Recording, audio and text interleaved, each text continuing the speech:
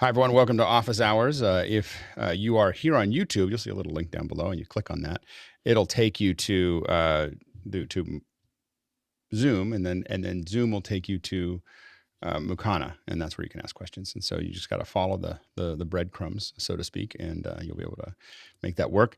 If you are watching this and you think that you can participate, you think you have things that you can add, we're always looking for new people. We always want people with new skills and new backgrounds. And you may say, well, I don't know as much as Mickey, or I don't know as much as Jeffrey, or someone like that. But you know what you know. And you're here because you're curious. And so we want to have you, if you think you have something to add to the conversation, we'd love to have you join. So definitely come in. All you have to do is get here early, 6:40 a.m. Pacific Standard Time. Once we start the mic checks, we close the doors. And so it's important for you to be here by 6:43 at the latest, but don't be late, because a lot of times we just shut the door and then we're like, okay, we're done. So it's really important for you to do that. Now we open the doors at 6. If you get here at 6, you can, it gives you time to kind of work through your kit. So the time to work through your video kit or your audio kit is not really at 6:43. It's really at 6 o'clock. You get here at 6 o'clock and we're all ears, because we're just talking. Today we were talking about famous people that we met. So it was kind of a random conversation. You know why we talked about that? Because no one asked for help on their kit. If they had asked for help on the kit, the whole thing would have been their kit. So if you're trying to figure that out, even if you're not going to be on the panel, we have people that join at 6 and then leave at 6:40. We're like, okay, we're gonna start the mic checks, and then they all leave. So it's just up to you. Now we've got the first hour is all general questions, and the best thing to do is get ahead of that. Ask the questions early, not late. We spend more time on the ones at the beginning than we do at the end, because we're just running out of time. So it's important to do that, and then vote on those questions. If you feel like we didn't spend enough time answering some question you were interested in, because you didn't vote on it. You didn't get it. You didn't get it up into the queue. So definitely vote on those questions to move them up. Now we've got the second hour is something that we think is important. It's our special second hours. If you have an idea for a second hour, if you're in Discord, then you can go into the second hour ideas, put stuff in, and again vote. If someone puts up an idea and I don't see any thumbs up, I'm like, we'll get to it. If I see 8 or 9 thumbs up, I'm like, I better make that a priority. So if you think of something like that, go ahead and put it in there. This week, our second hours are great. And we're talking about comms again today. So we got through a lot of it last week, but I felt like we needed one more week to talk about etiquette, talk a little bit more about design. So if you have questions about comms specifically, it's wide open from last week or whenever.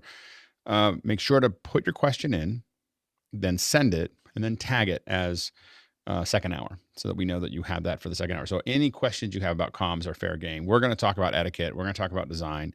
But any questions you have about comms is fair game for the second hour. Tomorrow we're going to talk about telestrators. I made a telestrator, so I'm going to show you how it works, and we'll answer questions, and we'll talk about why it's important, and so on and so forth. So we'll talk about how to build that with your ATEM Mini or ATEM or anything else like that.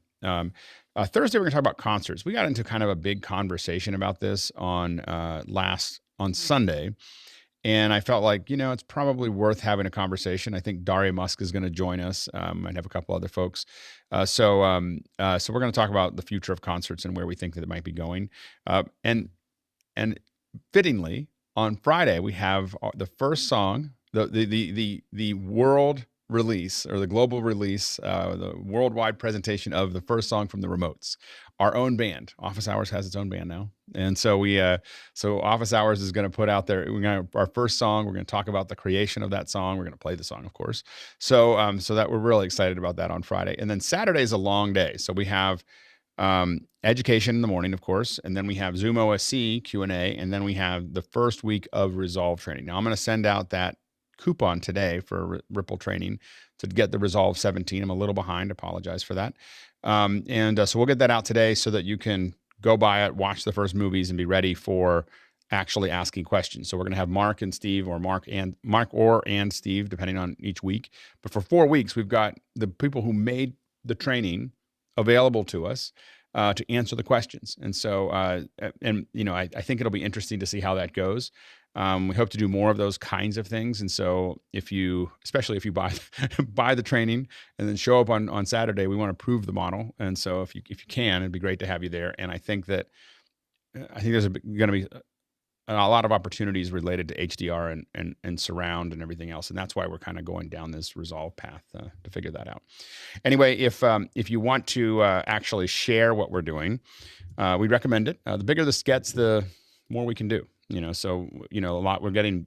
If you haven't noticed, the guests are getting, they just keep on getting better and better and better. We started off really well. I saw Nate last night in the evening one, and so I was like, well, we really started at the top, of a great second hour. He was our first second hour. But if you look at how we're kind of moving through this, things are getting more and more interesting. But that's also because of the size of the group. So if you want to share it, don't use your own link because people will come in as you. Use the link that I have here that I just put in there. So, all right, Bill, let's take it away. Okay, our first question comes from Barcelona, Spain. And actually, the first two come from Diogo Nunez there.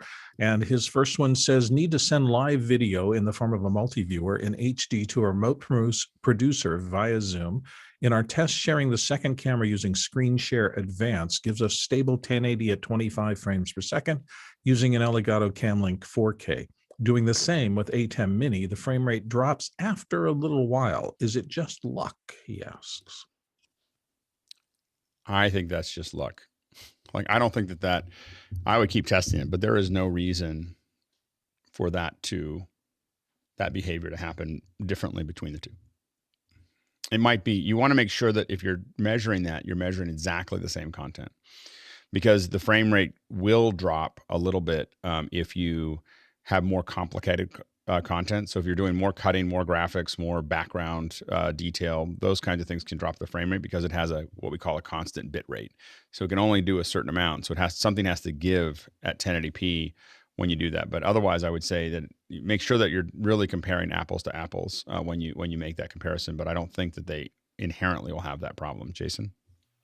It's worth noting that the ATEM Mini is actually going for an average. So, it may waver 1 or 2 megabits in either direction, depending upon when you start and stop counting. Yeah. So, I think I think that it's unlikely that the ATEM Mini is falling up and down on that because it's not streaming; it's going in as a webcam. So it's not. So I think that it's a pretty hard number as it goes in. Next question. And it's also from Diogo. This one is Zoom rooms for a point-to-point with a single participant. What base resolution do you get? I think you have to request to make it a 1080p, but then you would get 1080p. So you have to make a request for the Zoom rooms to do that. It can only be point-to-point. And that hasn't been a hard request to make. So getting webinar or getting meetings to be 1080p is a lot of cajoling. Making a request, you have to have a business account. So you have to have, 10 business accounts. So it's, but once you have that, we made that request and we had it in an hour, and there was no special, I didn't ask for anything. We just, I found out that it was needed and Guy sent me, I think this is where you ask for it, and then I asked for it and it just happened. I mean, it was no special treatment there. It didn't just happen. Oh, it didn't? Never mind. Okay, so guy's like, no, it didn't just happen. Okay, so for me it was easy. So never mind. So we'll I'll step away. As Sky would say. All right, go ahead, Mickey. Yeah, but just to note, like even without the 1080p bump up, by default, if both ends are capable of doing it both hardware wise and bandwidth wise, you'll get at least 720p. Yeah, all rooms will be 720p at that point. Sorry, I was having a little wiring problem here. Next question. Moving on, our friend Talak Lopez Waterman in New York City, or New York at least. Okay, in a bit of a dodo bird move, I bought a Pyle mic with a 4-pin mini XLR. In my naivete, I thought I could plug that right into the Pocket Cinema camera. Could the panel please explain, do these mics take phantom power? Is there no preamp on board the camera? Are there adapters available? And he'd like to fail forward into success. Go ahead, Mickey. Yeah, the 4-pin TA4 connector is a standard for the Shure wireless packs. You can get adapters that go from TA4 to a standard XLR male. These you can get them from Shure, from Ambient, among others. And these adapters will, aside from changing the connector, would transform 48-volt phantom power from your mixer or preamp into 3 to 5 volts bias power. Go ahead, Jeffrey. Yeah, I actually the first 2-3 years that I was using a headset mic for my YouTube stuff, I was using these straight. It would go straight in the board. Of course, needed the adapter and the 48 power into a mixing board. So yeah, but they do work really well. Go ahead, Sky. But for the price, wouldn't it be cheaper to go ahead and buy a second mic? Yeah, I mean, your adapter's got to be 3 times as much as the headset. Yeah, just a thought. Yeah, no, I agree. Go ahead, Roscoe. I think he's going into a pocket, so I don't think the adapters. He's going to be 3 adapters. He's going to need some adapter. Well, plus something, yeah. So he's 2 adapters away from his solution. Right. Next question. Doug Ferguson from the panel here in Fort Wayne, Indiana, says if one wants to grab, say, 8 or even 24 PC screens into a Constellation, what would be the best route? Go ahead, Guy. Decimator. Yeah, I mean, it's going to be expensive, but that's your just rock solid way. I mean, you can get the LXs that are like $99 or 109, something like that are cheaper. That'll do, the DVI, HDMI to HDSDI. But if you want solid, and especially if you're running long runs, I mean, that's the Tony Robbins setup with all those iMacs. It's all decimators going into the Constellation. So we went with the Blackmagic HDMI to SDIs because there's lower latency in them. So they worked well. They went into a router. So we pulled them HDMI out. They go in, they're converted to SDI. And part of the reason we can do that is because the Constellation has Teranex on every input. So if you didn't have something that can convert that, then you have an issue. So we have a lot of decimators, and decimators are absolutely what we used for everything before those HDMI SDIs came out. But it's not a significant amount of time, but it is, I would guess 50, 60 milliseconds faster and as you start adding things up, everything is another delay. And so you're trying to shave off that time. And the decimator processing, no matter what, had a little bit of a delay that we were losing a couple more frames. So we did find that it was better to use the Blackmagic HDMI to SDIs, which are also a lot cheaper. They're like $50 each or something like that to go through it. What about the cards, those Blackmagic cards that are right in the computer that send it right out? So the Zoom can see those cards. It can't send to them. Not that I'm bitter.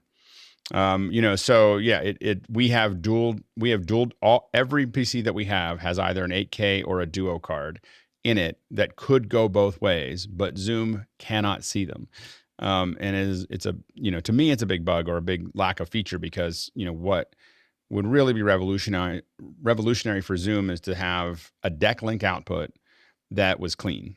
Like just the same way that Teams does NDI, where if you use Teams with NDI, you're getting a clean feed out of Teams, which is the way you want to do it.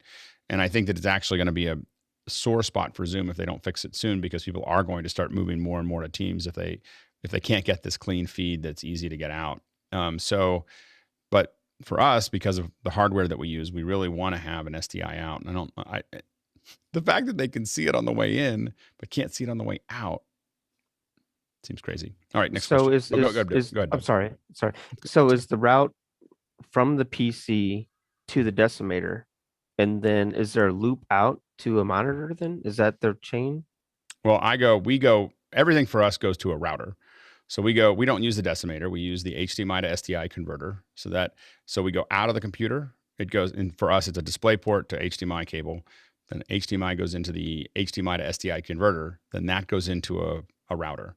And then that router then feeds everything into the Constellation and everything else that we need. So wherever else it needs to go, it goes into that router and then is distributed to the rest of everything that needs to be done.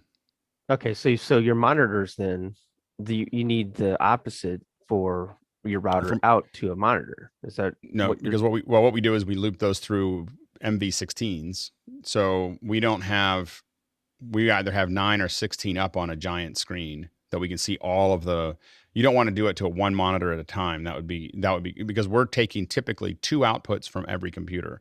So we're taking we're 2 HDMI outs of every computer, because we want to be able to do presentation, whatever PowerPoint any screen share that they want to do plus them.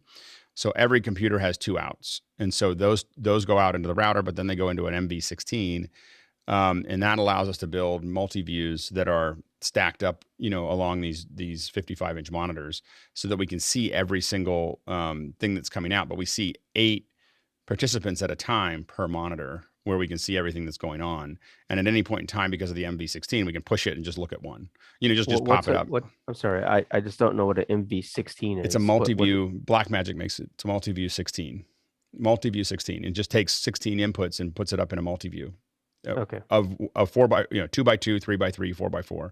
So you can do 4, 9, 16, and so we put those all into there. That way we see them all. Now we also use those MV16s to send back to the participants. So if we want to send back, we can't do send back 24 right now, but you could send back up to 16, where we're sending those back so they can see each other, because they don't. For us, they don't see each other through Zoom. They see each other through our hardware. And so we don't. So all the audio and video and everything else that they get as a return feed is coming from our hardware. Does that make sense, Doug? Yeah. Okay. Yeah. Go ahead, Courtney. Thanks.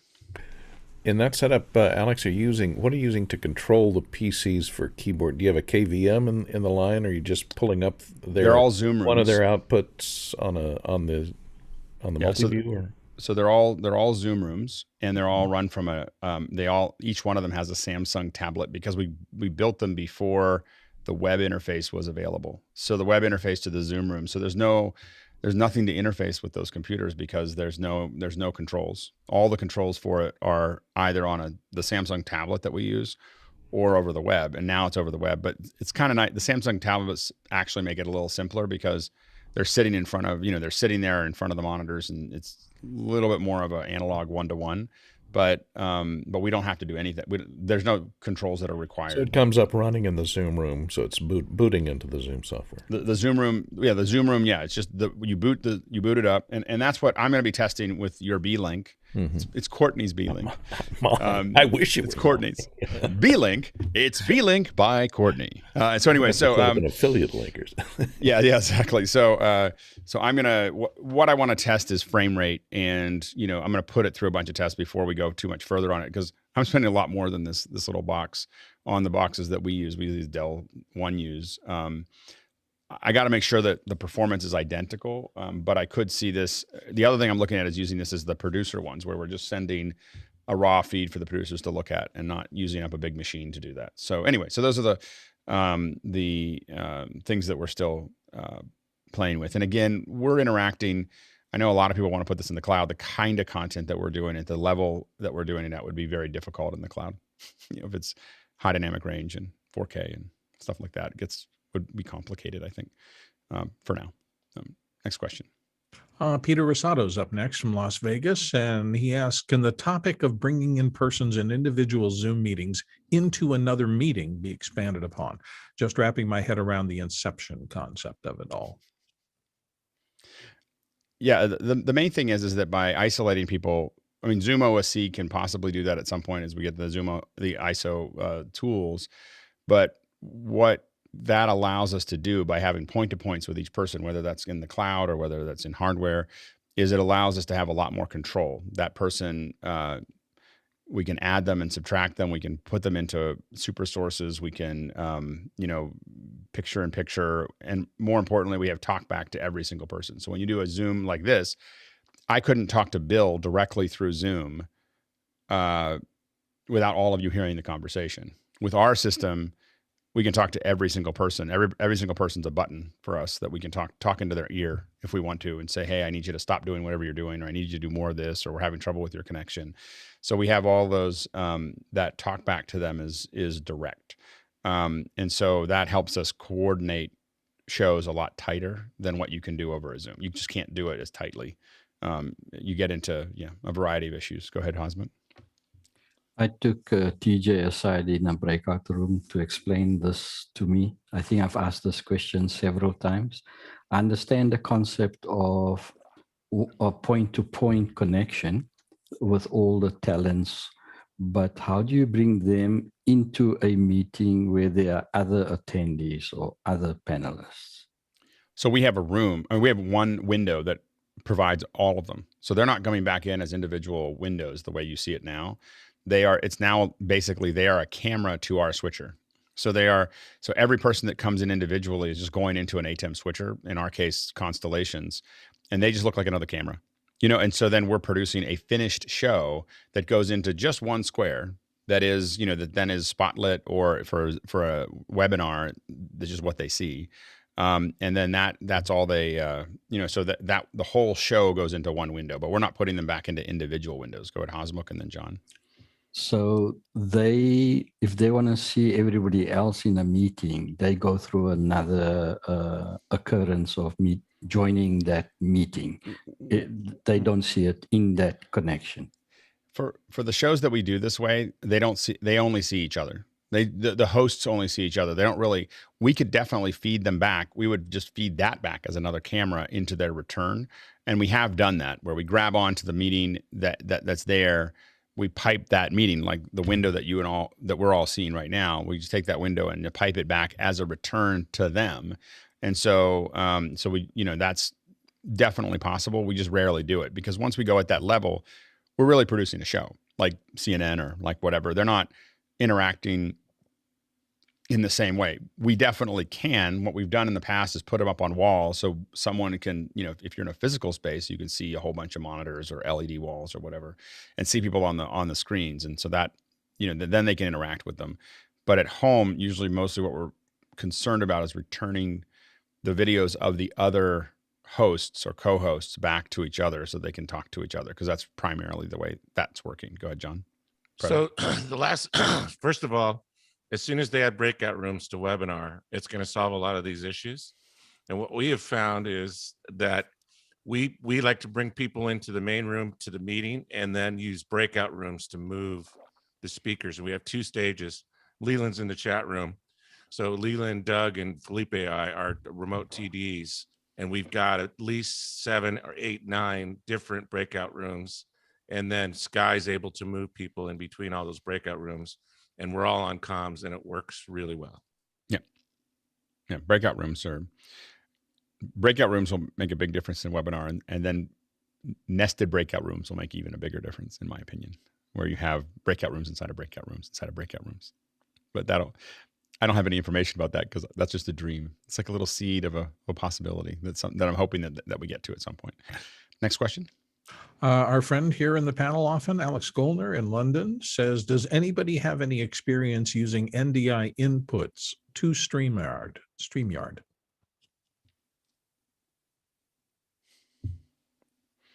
Yeah, go ahead, Guy. I haven't done it with Streamyard specifically, but it's just an app in the NDI tools. I'm using it right now. It's just NDI virtual camera. So you just link it together. You just say, this is the camera that I want, and it'll appear as a virtual camera, like a web camera when you're in Chrome or in Firefox, and Streamyard will see it as a source. So that's the key to it. You just got to go download the free NDI Tools app and install it. And then if you're on Windows or you're on a Mac, it'll be at the top next to where your clock is, you'll see a little NDI thing. You just pull it down and you change it to the source. That's it. Next question. Dorian Robinson in Bermuda says, what type of camera would the panelists recommend for still photography and video?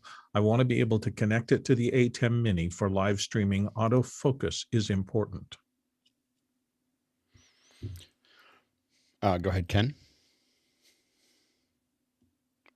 Still having trouble with your audio there. Oh, there we go. Oh, nope. Oh. There we go. Hi. Yeah, I would, as someone who loves photography, I mean, I do tons of photography. I would, if you're serious about doing streaming and using the ATEM Mini, then it's only really the Blackmagic Pocket 4K or 6K, because then that gives you the ability to be able to focus and zoom in, which I can't do, even though I do have a Blackmagic. I've got the Blackmagic G2, and that's, I can't fully control that. So I'm going to have to get, I think, a 6K. But yeah, if you seriously want to be using the ATEM and controlling zoom, then for me anyway, I would highly recommend just going with the Pocket 4K or 6K. Go ahead, Bill. The only difference to me is that I would stay for still photography. It depends. If you're a hobbyist and just want to get into it and get great pictures, they do great still frames out of them. If you're a serious photographer, you're going to want things like sync flash to handle multiple flashes and to be able to control them from the camera. And Canon or other DSLRs are made for that kind of still photography control at a high level, particularly if you're doing studio photography and things like that.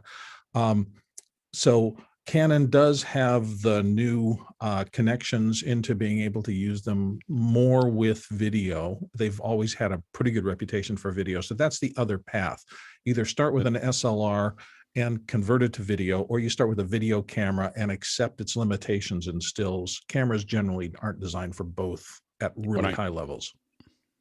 And you're not going to get a decisive answer because we all have different opinions on this one. The only one that I travel with when I go, I'm going into the bush to shoot, and I need great stills and great video, I use an A7. So Sony A7S is the one that that's my go-to camera for. Like, that's what I took to Iraq. Because I get one camera. I don't have flashes. Like I just have, like I have to be able to shoot anywhere at any point in time, and I need the highest resolution of stills, and I need the highest, the best video, and I need to be able to do those things. And now I had an outboard, I had a Pix, recorder for it, and it all had to fit into a 1510, my whole kit. I find that as an all around camera for stills and images, I think it's the best looking one that I've used. Go ahead, Nikki. Yeah, Dorian, if ever you're already invested in a specific system, like say a Canon system or Nikon system, I would try to stick to that just so that you don't have to rebuild your arsenal of accessories and lenses that you already own. But in case you are starting this from scratch, I would probably take a look at, say, Elgato has a nice extensive list of still cameras, both SLRs and mirrorless cameras that are also capable of giving you a nice clean HDMI output.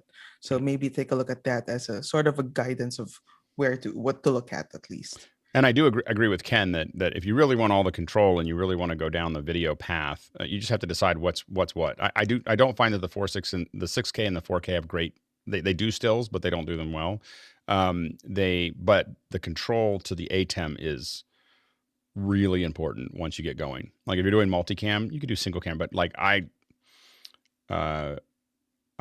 it's just a night and day when you start doing live stuff, being able to control those cameras. So I think I agree with Ken in that respect. But when I'm saying someone says I equally want great photos and video, I tend to lean towards the Sony. Go ahead, Roscoe and Jason. I find when I'm looking for still cameras, DP Review has some really good articles and information. So I put a link in Mukana to Digital Photography Review. Go ahead, Jason. Yeah, it's the 50-50 that makes this difficult, without question. If you're going 60-40, it gets much easier. If you're going 70-30, it gets easier still.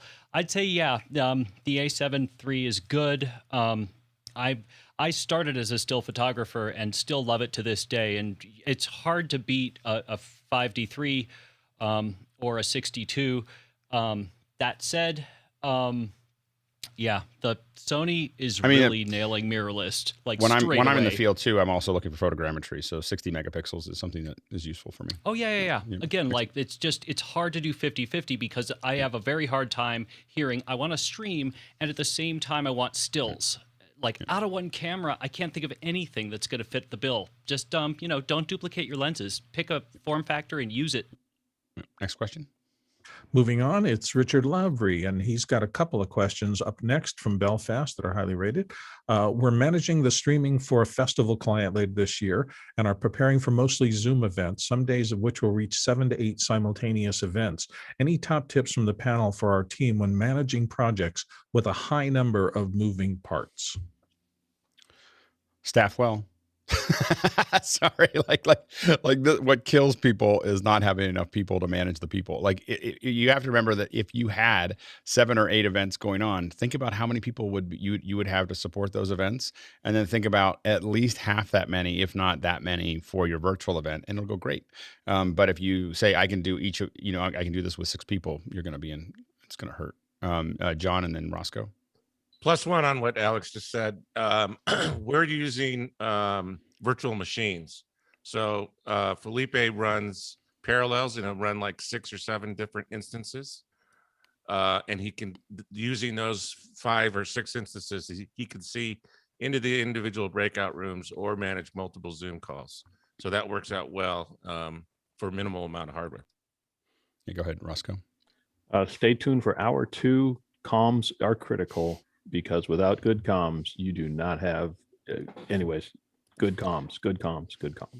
Yeah, I mean, you know, for each one of those events, you're going to need to build different PLs. So you have a couple PLs for each event, like not one big phone call or text or whatever. You'll have PLs that are specifically for each room has to have its own, each event has to have its own.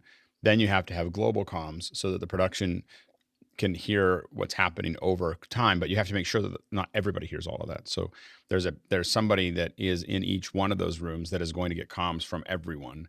And then everyone else is worried about their own little bubble that they're doing. But you really have to, the comm structure becomes super important with that many people. Yep. Next question. Moving on, the second question from Richard in Belfast. Would anyone have SSD recommendations for Hyperdecks or tips for drives to stay away from? Don't buy SanDisk. Ever. Never. Buy SanDisk SSDs for your Hyperdeck. Jason? OWC SSDs are unimpeachably great, and that doesn't matter whether they are the small ones, the MSATAs, or the traditional form factor, just looking like a laptop hard drive. They are spectacular. He didn't specify which Hyperdeck, but in this case, I'm going to assume he means an SSD. Yeah, it says SSD recommendations, and I'm saying don't buy SATA as someone who owns a couple hundred SanDisks. I mean, don't buy SanDisks. No, you said don't buy Samsung. OWC SATAs are just fine. No. SanDisk. Samsung is what we use. So we switched over to Samsung. We use Samsung's. That's what I use now, exclusively. I just haven't used the OWC ones. I'm sure that they're great because it's OWC.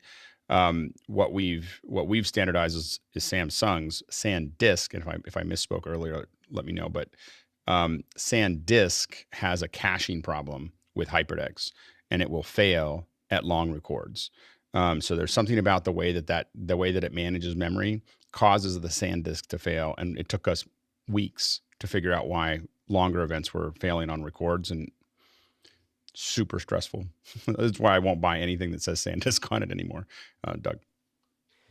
Yeah, the Samsungs are great hard drives. Also, we have Transcend SSDs, and we have 4 Hyperdecks, and I have not had one failure yet out of all those disks. So we've had them a while. The thing to remember, though, is that you do want to, if you can, you want to track when you're using them and how often you use them and what shows.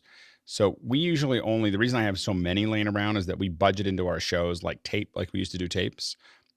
We budget in SSDs because SSDs are not built to be used as cassettes. And so they are rated for 150 insertions. 150 times you pull it out and put it in is what they're rated for. That's what they're tested for. As you go over that, they start to have, they may start to have issues. Now, a lot of times ours just sit in there because we're pulling files on and off. They don't come out of the drive. So they don't come out of the Hyperdeck, but a lot of times for a show, I'll buy a new set. I might use them for 2 or 3 shows, but usually after that, they're kind of storage and delivery drives, and so that's something that you want to kind of keep in mind. Go ahead, John Preto. Hey, Alex, have you had any problem with your Hyperdeck seating up and failing? That's not the failure that we've had with Hyperdecks. The most common failure with Hyperdecks that we've had is screens just going black, and that usually happens within the first couple days. So it's not.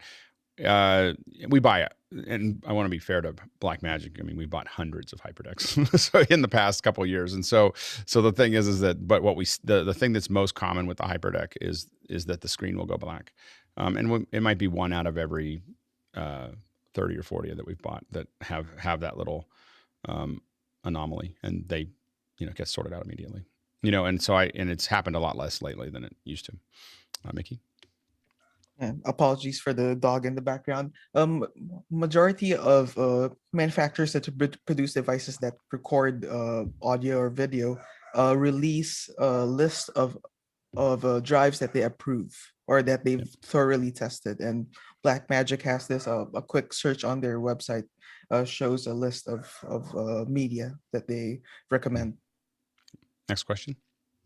Comes to us from Brian Maddox here in the panel from Savannah, Georgia.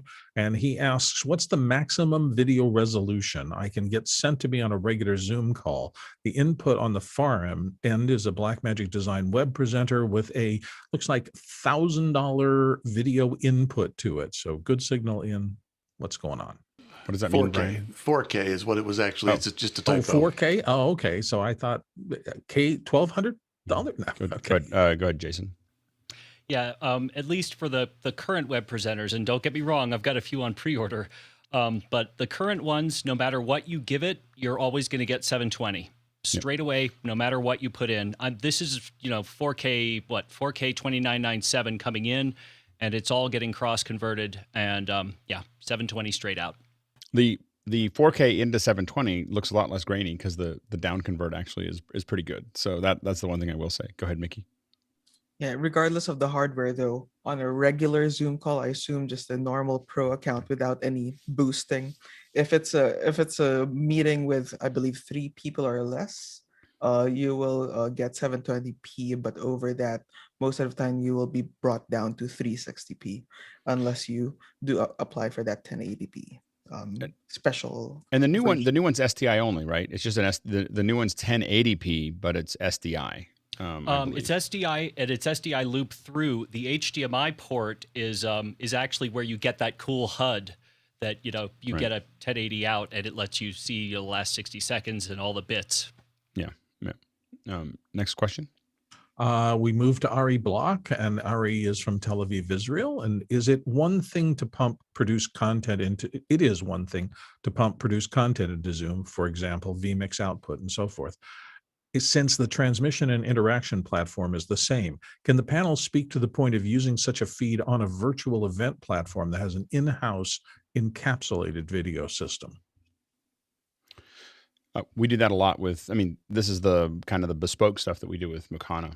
And so basically what we're doing is providing a player, and then you have the system that's inside of it. I'm assuming that that's what you're talking about, is that that you have, you're building an entire event, and then you're putting it into a player, and then you have whatever and ours is kind of an event system. But there's other people that have them, but generally it's figuring out how you're going to get, it's just how you're going to get it into that frame, is the question that you have there is typically RTMP, or HLS, for us, to put it there. So I think that if that's your question, and then it's just getting that window in, unless someone sees something different in the question. I think that answers it. But it's just typically finding the right platform to stream to, that you can embed it without it clicking through like YouTube or Facebook. Next question. Andrew C. in Rochester wants to talk audio for a minute. I have a bunch, 15 plus files of voice-only audio recordings that I'm trying to edit together into one piece. The recordings are of varying quality. Can someone recommend the best program and method for cleaning up the poor quality recordings and getting them all to sound similar? Go ahead, Jason. This is going to be a by-hand process no matter what you do. I'd say just general high level, your workflow should be rip out to wave. Standardize on wave.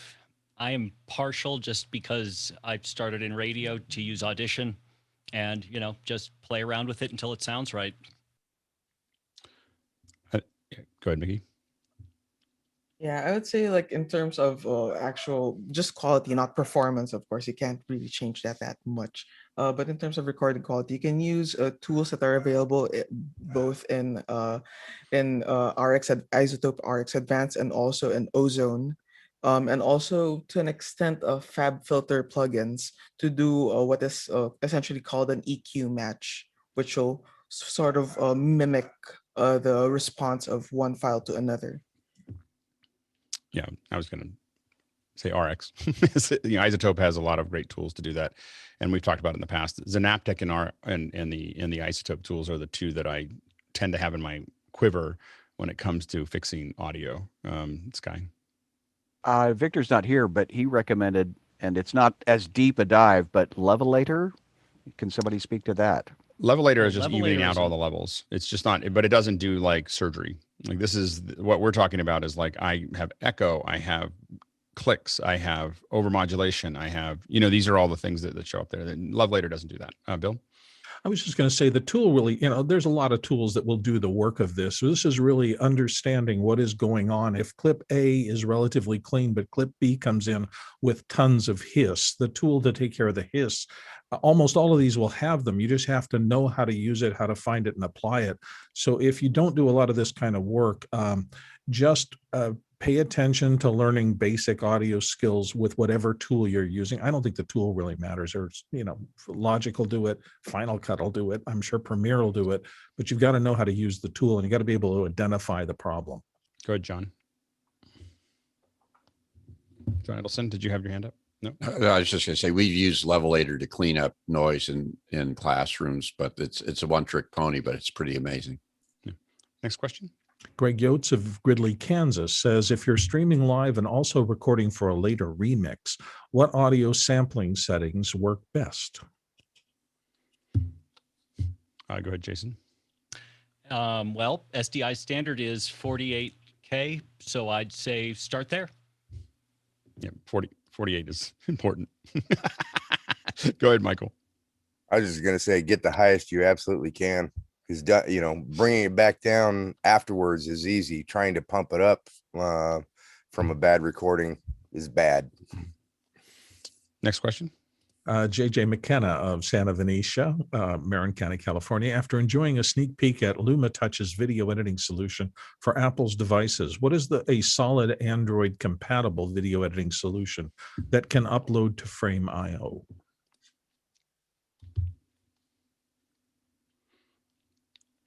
I don't know of anything that, I'm not the right person for that. I just don't.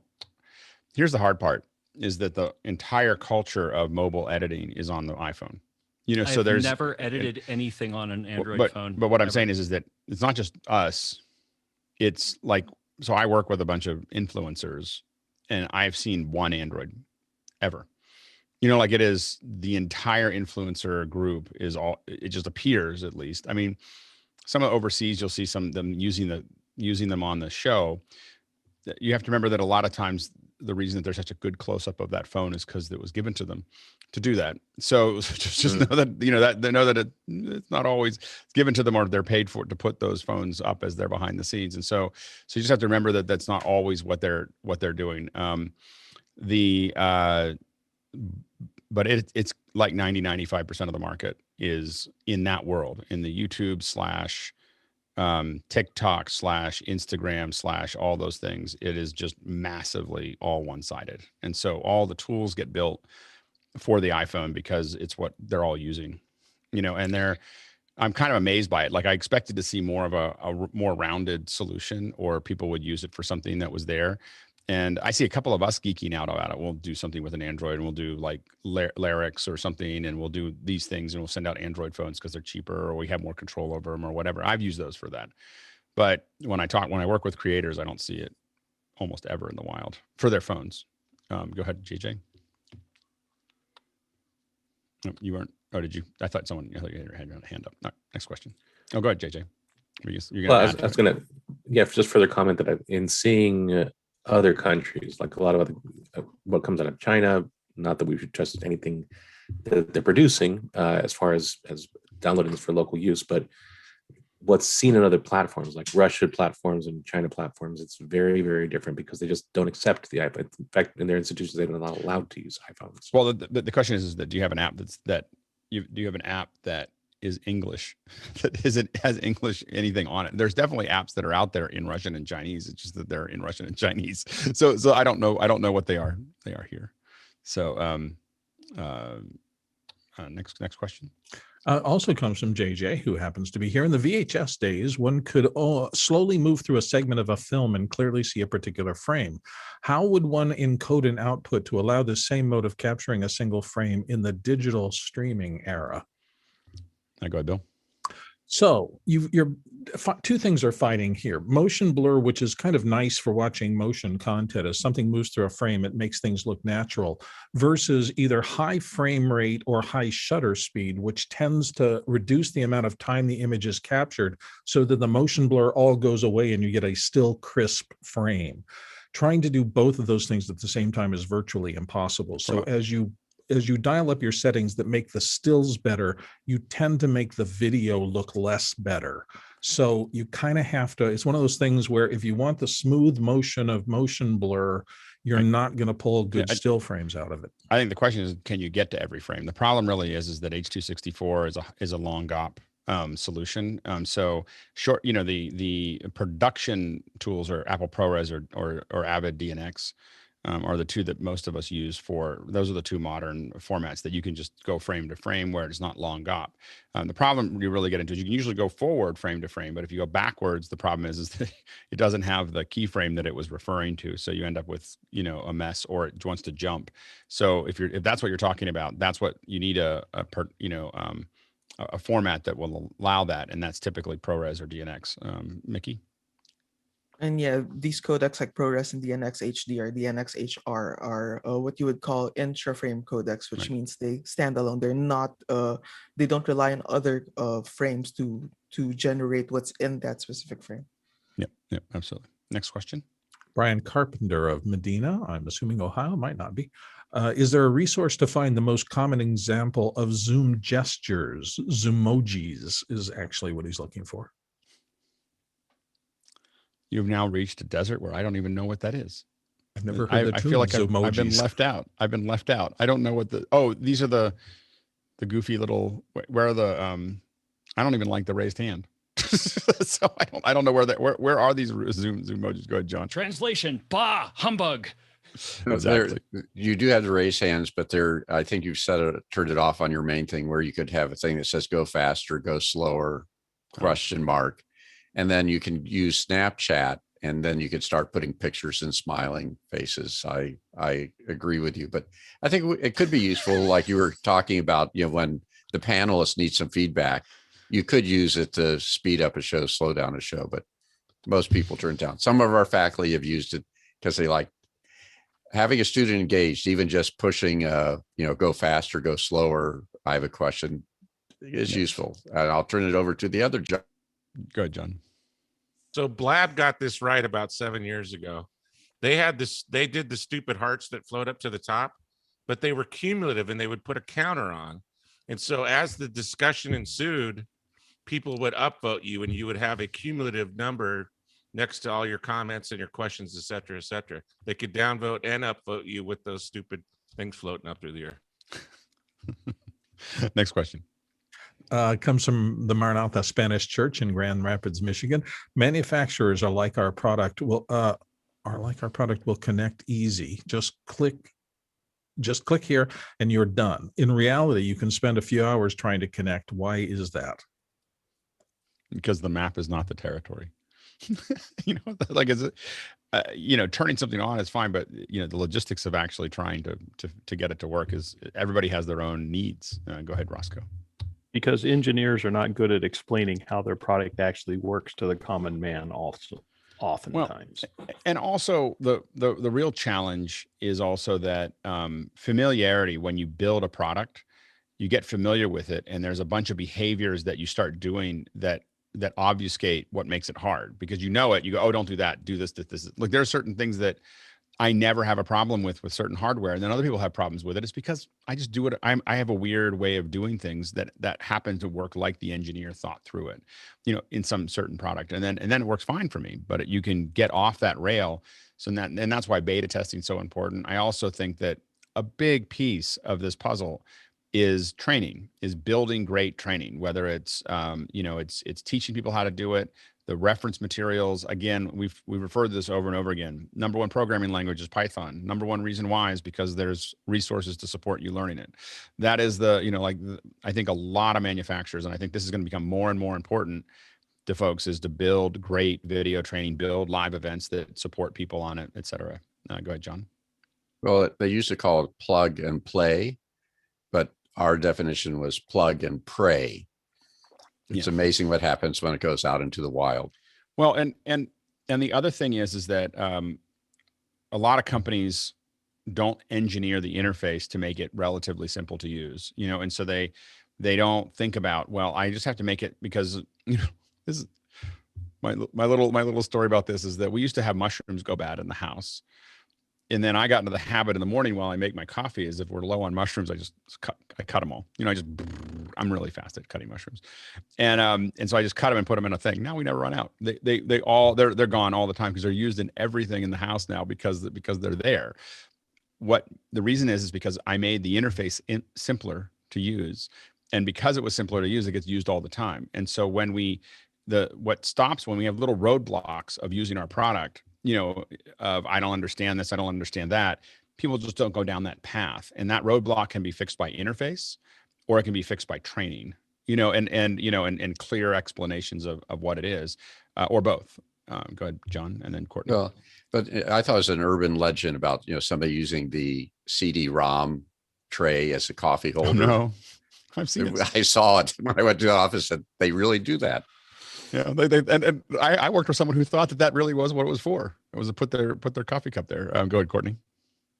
Well, generally in user interface land, the easier something is to use, the simpler it is to use, the less versatile it is. And so as long as you're happy with doing that one thing and you don't want to change anything and you never want to make it go faster, make it look different, make it go better, that's great. But the problem is nowadays we're getting into one button does all things with a lot of AI programming behind it, so that the program figures out where you want to go, where you want to do, and what you want to look at, and et cetera.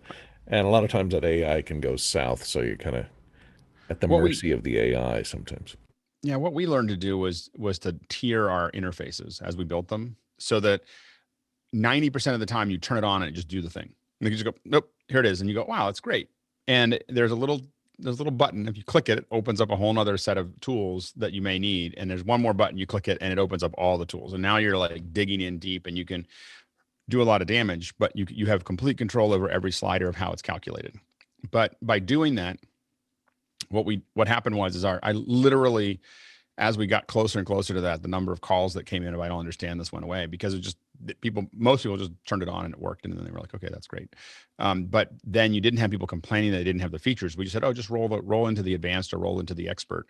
And when you rolled into those, you just got all the information. You see that with Zoom to some degree, although they've now forwarded everything into the front, I think because people didn't know it was there. That's the hard part. This gets back into wetware, is people have to know, like they had all these great tools in advanced and kept the interface simple when you open up your audio, for instance. I'm sure that what happened was no one knew it was there, so they put it to the front, and now it's just very confusing for everybody. Next question. We got to move. We're running out of time. Ken Jordan of Epsom in the UK says, can a properly set up Streamdeck totally remove the nightmare of double muted? And he says he's asking for a friend and uses an emoji. Maybe the first time I've seen an emoji used in a question on office hours, at least that I've encountered. And it's a winky face. So yeah, mark the moment. We don't usually have the experience. I mean, there's still a lot of off mic hits. People hit the Streamdeck and either doesn't work or it works twice. So the Streamdeck isn't necessarily 100% solution. My big thing is that I only mute Zoom. Like when I'm on the show, I mute Zoom. I don't mute my hardware. Part of it is also it makes it clearer for other people like Bill or someone else. If there's extraneous noise, if you mute in the hardware, we can't tell where it is very quickly because there'll be a couple open mics that we can see. So I tend to only mute in Zoom so that the other folks, Mickey and Bill and anyone else that's running it, know that I'm muted. And so it creates certainty from the interface, and that's why I recommend doing that instead of doing it in hardware. Next question. You're gonna say something. You're gonna say something, Guy, real quick. We're just showing off the hype. Works every time. 100% doesn't. It's just the. We've just seen people not have it work every time. That's the only thing. Is like they people probably don't hold it and they don't have it like ready to go. Like this is what's in my hand. Right. Next question. Peter Rosato of Las Vegas says, in conversations during pre-show, the topic of meetings versus webinars came up. Alex expressed his dislike for meetings for large groups. Obvio leverages meetings for large virtual events. Thoughts on the challenges when doing this? I think that the way that Blue and Grant do that is because they're literally checking every person, they're prepping every person, they're building it up all on big screens. There's a lot of work that they do that makes that actually work. Having it the way we have it, where anybody can just kind of join, makes it not work very well in that sense. And so I think it's two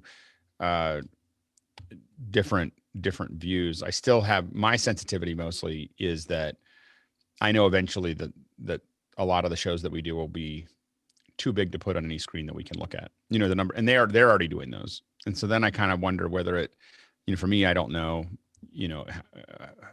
how well that works. I think the meetings have a lot of great tools. Like what they really use is the breakouts. I think that's the thing that they make work really well. And so I think that meetings are. I think that I think if I didn't have Mocana, I'd use meetings all the time. Like if I didn't have a way to manage Q&A. But I think that we do. So I think that it's a more efficient. I admit that I've worked on events for 30 years. I just don't like putting people asking questions in front of the mic very often because I feel like it slows the conversation down. So that's my problem with it. Next question. Perry Miller of Chapel Hill says, Alex was remote last week streaming from a hotel room. For me, his image was studio quality. What lighting and their placement was used as well as the camera you used, Alex? Using a Brio on that one. Thank you. I thought it was okay. I was a little frustrated by some of the things. We had some issues with it, but I was testing these new, let's see if I, let's see if this, so this is why we were talking about this. I think last night. Don't put the lights spooky right lighting. Person. So this is what I'm testing right now as a remote light. So this is it's called a Pavo Tube 260, and I have two of these, and I've got another set of lights here, so it's going to look a little weird. So what I did is, so these are the two, and it'll be, if you look at it here, they're just outside of the camera. And you want to get them as close as you can in a way that they don't look spotty, but they're going to cover it. And the reason what I want to do with these that's next is I want to build a big diffuser that attaches to them. They have 1/4-20s on both ends. They have, I can change the color and effect. So I like the fact that they're really small and they're really, I don't want them to be much bigger than these. Longer would be difficult. Like a light, Ken's got a lightsaber, that'll work. And so that's what I was using last week. Yeah, go ahead. I can't. Okay. Sorry, I don't know who's asking questions because it just my gallery went away. Go ahead, Sky. Is that an app that changes them, or are there actual dials and knobs? There's little buttons on them. There's little buttons on them. There might be an app that I don't know about. I just got them, and when I go on to a hotel, I'm constantly testing what we're sending out to remotes. So I'm trying to figure out what's a good setup for that. And I'm also trying to always build the ultimate little pack that is like this thing that can go in my backpack, that it's its own little case that is a relatively good solution on the road. Go ahead, Michael. And you had one of them go bad. Was it a battery or just we're still testing it? It could be user error too, so I'm not going to comment on it too much until I know whether it was me or not. It could have been me. Michael, I'm just learning how to use them. You may have answered this already. Are they DMX compatible? No, these are tiny little lights. Yeah, they're not DMX. Yeah, these days it doesn't take much of anything. There's all kinds of little, yeah. So yep. Next question. And the last one for the non-second hour grouping comes from Alex Olegnowitz in Toronto. Is there a way of feeding Facebook and YouTube with HLS instead of RTMP? There is a way to do it with YouTube now. It used to always be. Used to always have HLS a long time ago. But yeah, YouTube has an HLS input, and it's specifically designed for HDR contribution. And so if you're doing a HDR10 or HLG contribution to YouTube, you can set it up as HLS. It's not well documented yet. I mean, the document that YouTube has is not accurate. So that I'm going to build a video soon. I mean, so I'm getting closer and closer. I've got like little bits of design and everything else for the page, but one of the new YouTube pages is one of the things that'll be on there is how to do that. So, because it's already mostly done. So anyway, but that's the you can do it. You can't do it to Facebook that I know of. It's RTMP-S, I believe, to Facebook, but you can do it to YouTube. And I don't think you would necessarily have to do it as HDR to YouTube, but the other way, if you for some reason only can contribute with HLS, is you could do HLS to Amazon and then send it out RTMP. So if for some reason you have something that can only create HLS, there's a way to do that too. All right, now we are going to shift gears to our second hour. I felt like we were so close on the last one, but we hadn't really covered it. And I think that comms are one of the most important parts of events. And so that's why I wanted to make sure that we really came back to it and finished off that conversation of talking a little bit about design, answering any other questions that came up, and then talking about etiquette a little bit. One thing we didn't get into is really we talked a little bit about it, but I really think that it's important for us to understand the way we want to use comms and how to use them as to make sure that we're getting the most out of them. I think we'll start off with the questions, and then we'll jump into more of the round table discussion. What do we have, Bill? Okay, and again, before Bill starts, if you have any questions about comms, it's wide open. You can ask any question that you'd like about comms. We are going to talk about those things, but as these come up, go ahead and throw them into Makana. Go ahead, Bill. Okay, the most voted, which is probably false because I locked Courtney's early, but we're going to do Ed Willix first from Valley Cottage, New York. With COVID still a concern as restrictions on events appear to be loosening, what will the expectations of crews on events to provide their own comms headsets? What will the procedure be for sanitizing headsets provided by the rental house to keep the crew safe? And note the second part assumes that some headsets need to be available just in case people don't have one or forgot theirs. Yeah, go ahead, Mickey. Yeah, on our end, not necessarily comms headsets, but the headphones that we give out with IFBs for the director, script supervisor, and ADs to listen to program. We've essentially been just selling it to the production. We give it's usually like relatively affordable, like JVC headsets or Sony headsets, and we just give it to them. Don't ask for it back. Yeah, go ahead, Michael. Yeah, we've had several conversations with different companies, and not everybody's approaching it the same. Some people, hey, we're going to clean them up with alcohol. Hey, we're going to clean them up with black lights, on and on. So I don't think that anybody has come up with any one set answer. Actually, I think it's got to be part of the conversation that's had with whoever you're working with. Hey, what do you prefer here? Here's our safety measures. Are these good enough for you? Or, are you going to have somebody that's skittish and we have to buy new units for, that kind of thing. It's got to be part of the conversation. Go ahead, Ed. Yeah. So, I worked on an in-person event. It was really a taping, and I was working for the production company that was providing the gear. So I was making sure that every night we were using free speak. So every night when I collected everything, I handed out the same exact headsets to the same person every night. We had the venue had a sanitizing wand they were using for sanitizing the entire space. So we actually hit the whole charging bay and everything with that. And then I was using some of that the microphone sanitizing spray on the mouthpieces. But there was me kind of, it was the directions I was given, but I don't know that we're necessarily, founded on much of anything. So that's why I wonder, like, how much should we be really all investing in our own headsets? I have my own headsets, but everybody investing in their own headsets and plan to bring their own, and versus how do we just make sure our crews stay safe on these things? Good, Courtney.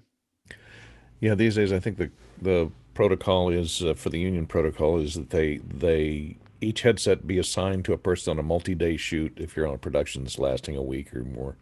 And they put a name tag on each receiver and each set of headsets. And if the headsets are not disposable and used only for that production and then thrown away, they're assigned to one person. That person's responsible for taking them home and bringing them back, or putting them in a specific place in a plastic bag on a rack somewhere that has their name on it, and they're responsible for putting it in a charger if there's if it requires a custom charger of some sort. And only that person is allowed to touch that receiver, so it keeps isolation. If any person on the sound crew, etc., has to handle it to do service it or charge it or something, then they have to sanitize it, use gloves, use PPE, and then return it to its little bag, fully sterilized as much as you can. And Courtney, are those guidelines given to you? Were those? Yeah, there's a set of guidelines you can find at the union has them online for the for ITSE, for return to work guidelines, I think they're called, which outlines almost every department. Thanks, that's very helpful. Good, Michael. One of the alternatives that we've been using is Unity, because it works off your phone, and you can use a little Plantronics headset or whatever. It keeps everything with the person, and there's virtually no spread of anything that way. Yeah, the big thing is making sure that Unity, especially in a facility, is the facility's IT is really set up to support Unity, as opposed to just, we're going to throw it all on Wi-Fi and make it work. It oftentimes doesn't just work in a facility, and Wi-Fi can be a little funky, and so it's I think that the biggest problem we have is that like where we're going with we're kind of rebuilding our facility right now, and we're going to probably end up using a bunch of Unity, and in that environment we're going to be using a mixture of Dante and Unity, to tie it in. So all the that's going to be kind of the way we run that with Tucker's suggestion is a BSS 806, and hard points and Wi-Fi hard points together. Yeah, hard points for everybody that is critical, and then we can branch off from that with Unity to make that work, so that internally we can manage that. But that's kind of, and again, those hard points could be computers that do that, but it's not typically phones. I mean, the phones are great, and you can expand it, and we use those all the time for Unity, but we've had a lot of trouble when we try to build an entire crew around phones. We end up with a host of problems. And again, we're going to get back into comms being, now when you're remote and everybody's got a computer or they've got a phone or an iPad dedicated, the one thing I will say is that for us, unless they're the client, but for our folks, it's a dedicated computer for that. Like I don't have it doing something for mine. I don't have it doing something else. If I'm using Unity, there's a machine that does the Unity thing, and it's a box that is doing that, so that it's not like that window isn't over top or behind something. It is, I treat it like a ClearCom panel, except that it's tying into Unity. And we just got the larger Streamdecks that we're going to be tying into all of those. So we have the large Streamdeck, and that's another thing that I'm testing. I'm enamored. I haven't even powered it up yet, but I have all these things in my head that this thing does. Over the next week or two, we're going to be able to talk about what it can and can't do. But what I know it can do is that kind of thing. And so the idea is to build dedicated rigs that allow us to, each person has that dedicated rig and they're using it, because again, the number one problem we have with Unity or ClearCom or whatever, when people using it on their phones, is that the phone does something else, and then they're no longer on comms. They're off somewhere else or whatever, or Wi-Fi doesn't work. And so by building it all really in kind of a paranoid way, treating it like, the reason that Unity doesn't work as well as ClearCom oftentimes is because people don't treat it like ClearCom. They don't treat it like I need a hardware appliance that does the thing, as opposed to, they treat it like this little add-on. It's the same problem we have with events. People don't treat Zoom like that. They say, I can just replace the physical event that I was spending $200,000 on with 10 people or 2 people running a Zoom event, and they don't understand why it's not the same, and so same thing. And so we're treating, as we go to that kind of solution, we're treating it that way. Next question. Courtney Good from Hollywood. Can Unity app and iOS or Android receive split channel audio with program on one ear and comms on the other for possible use by a remote prompter operator and so forth? Can this configuration be for just one user and not sent to all? Go ahead, Brian. yes, yes, and yes, I think is the fastest possible way to answer that. But yeah, you can split program to one ear and comms in the other ear. You can also do clever things where the comms will duck the program. So there are certain applications where that's very handy. You can change you can swap the ears if you want, or have program in the middle and comms only on one side. That's actually, yep. And thank you, Guy, for the demo. That's actually one of the things about Unity that I'm actually the most excited about, because most of the comm systems, even the really, really high-end stuff, doesn't have any binaural capability. And when things get crowded and you have to listen to a lot of things, the ability to separate them into different ears or spread them out in some sort of a stereo field for yourself is beyond critical. The amount of information you can keep track of, if some of it is in one ear and some of it is in the other ear, goes up exponentially, as opposed to it all being collapsed into one signal. So are you able to pan different people in Unity?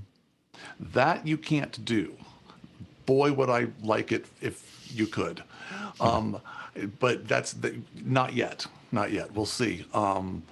There are some very, very complicated workarounds that I use to get some of that capability, but only in bigger installations where you're taking Unity Intercom and piping it through Unity Connect to various places, and then I, as the audio guy, then that gives me separate channels coming in on separate feeds, and then I can do clever things in my console where I pan different channels to different things. But that gets way into the weeds. I am hoping that Unity will do something like that, because that would be amazing. Or even if you could just, Unity is based on a 6PL 6 channel system. Even if they just panned them from left to right straight across in a stereo image, it would be like game changing. So I'm hoping. Yep. Courtney? Well, yeah, the problem you run into that is if somebody's listening in mono or their ear falls out, somebody will be incommunicado because they're mixed to one side. But one question I had, the thing you were showing, Guy, is that the client interface or is that the master interface you were showing? This is the client. I can switch back over here if you want to see what it looks like. So these are the settings, the Unity settings: echo cancellation, microphone AGC, allow notification sound, single channel talk mode, constant talk mode, PTT. Boy, there's a lot of places you can screw up there. Audio buffer. And then that's one of the interesting things is you can speed this up. Actually, you want to talk about that, Brian? What you've seen as far as being able to adjust this down and play with it to get faster than Zoom? Like what we're hearing now is what, like 80 or something? What are we hearing? So I mean, another thing that I like about the Unity concept is, with great power comes great responsibility. I agree with you in Courtney, in that it's like, oh, there's so many things to screw up. Yeah, it's true. But essentially what this audio buffer is all about is compensating for different types of connection types. And so the nice thing is that you can have, if you have somebody on a really bad internet connection or a really, really slow cell phone connection, you can up that audio buffer to basically give the processor more time to deal with lost packets and those kinds of things and still get good performance. Conversely, I did a show recently where we were doing all the comms in the cloud, and the event was in a very, very high bandwidth, very, very big pipe going into the building. And so we were able to knock that audio buffer down to like 10 milliseconds or something, and it was rock solid. And so then you had no latency. It was like everybody was, standing in the same room, even though we were communicating between, literally two ends of the country. So the ability to do that per seat, per station is a really powerful feature. And generally for me, unless I really have great bandwidth, I turn that up to 200 almost every time. I just go into it immediately and open it and just go to 200 because it just removes a lot of clicking, a lot of little things. You know, it cleans up a whole bunch of things when you, and there's, if you're not in the same room with me, I don't think that 200, you know, your phone is 200 milliseconds. If you're talking to someone on the phone, you're at 200 milliseconds, you know, so it's not like to me, it's not a big deal to have that. Next question. Sky Gleason of Seattle, using iPhones with Tucker comms solution. What mic and headset solutions are there? And can you turn off incoming calls? I think you can. I mean, you can put it on Do Not Disturb. It should cut those calls off. You know, from that. And then I use the Parrot. The headset that I use is a Parrot. I have a 350 because it's older, but I would probably get the 450. It's got a good boom and a relatively good earpiece as far as a general purpose headset mic. I think that it's pretty good quality. Go ahead. And Ryan. that plugs into your iPhone? It's Bluetooth. It's a Bluetooth. Oh, yeah. Thank you. So that, I mean, I have to admit that AirPods have ruined me. That now that I'm so used to it, plugging into my phone, the idea of plugging into my headset into my phone is like, oh my gosh, I'm gonna get all tangled up and everything else. And like, you know, it's been so many years that way, but now I'm just, you know, if I'm doing it on my phone, I do it with Bluetooth. Go ahead, Mike. Brian. Yeah, so the whole topic of headsets and with app-based comms is a much bigger discussion. The good news is you can basically use anything that, you know, will work with your phone. Anything that will work with your iPad, anything that will plug into your computer will work. So then, and there's 1,000 different options, which is a great thing. And they're relatively inexpensive, which is also a great thing. But you definitely have to, especially when you're handing out seats, when you're handing out comm seats to people who don't do comms very often, and they just want to use their little dangly iPhone thing with the microphone that's on the wire and it's floating around out here, you have to sort of counsel them and go, that's not, you know, and it's a rock concert and it's, you know, 105 dB and they're trying to like yell into the, yeah. So all the things that don't really work well with a phone call also don't really work well with intercom. The other kind of gotcha is that, you know, there's a ton of Bluetooth solutions. And in fact, the Parrot is the one that that Tucker really recommends, and it's fantastic. But it is, of course, running on a battery. And, you know, show productions can go 10, 12 hours. And so it's not that that's a deal breaker, but it's just something you have to keep in mind that, oh, what do I do if the battery in my Bluetooth, like, do I need 2 of these maybe so I can just switch to another one or whatever? Just those are the kinds of things that you have to think of. One last little note. AirPods Pro work way better for this than they have any business doing. I am amazed at the loud environments that I've had people using these things, and they're not, but it works. Like, they actually work. I'm really kind of shocked. One of the ones that I used a lot for other things that I'm about to put back into my phone thing, I'm missing some cables and some ends and everything else, is the Boom. So I have, that's the ultimate for a wired connection. It has an earpiece, and then it also has it comes down. Now, these are the same company that makes the microphones for Apache helicopters. And I just found them and just about to put them back in. They're expensive. That's why I didn't just go buy more when I lost them. You know, in some move, when I moved from one place to another, they got put in a box, and then I just found them the other night, spelunking through my garage. And so they're about $300. But what they do is I used to have a convertible, and I could have meetings with the top down, and people thought I was in the office. I mean, they'll knock out everything. And they're pretty heavy. They're really designed to be, you know, you put them on, and again, they have an earpiece that you can do dual ear, single ear. And so I'm going to be putting those back into rotation once I order a couple little cables that I couldn't find still. So go ahead, Sky. Well, you're going to use those on a iPhone? Yeah, they're just headset. Okay. There's a TRRS. Oh, but I will plug wow. those in. Okay, because go ahead. But because if I'm going to be testing them. They've been literally sitting for years. So I have to pull them out, test them. But so I'm just saying that was what I used when I really needed things to be quiet. And now that I've coming back into doing comms, I'm planning to, so we'll test them. We'll do it on a show and we'll test it. My use case is I realized we were physically 6 feet apart, but I still wanted to talk to the camera person that was also switching as we're in the kitchen with Madeline.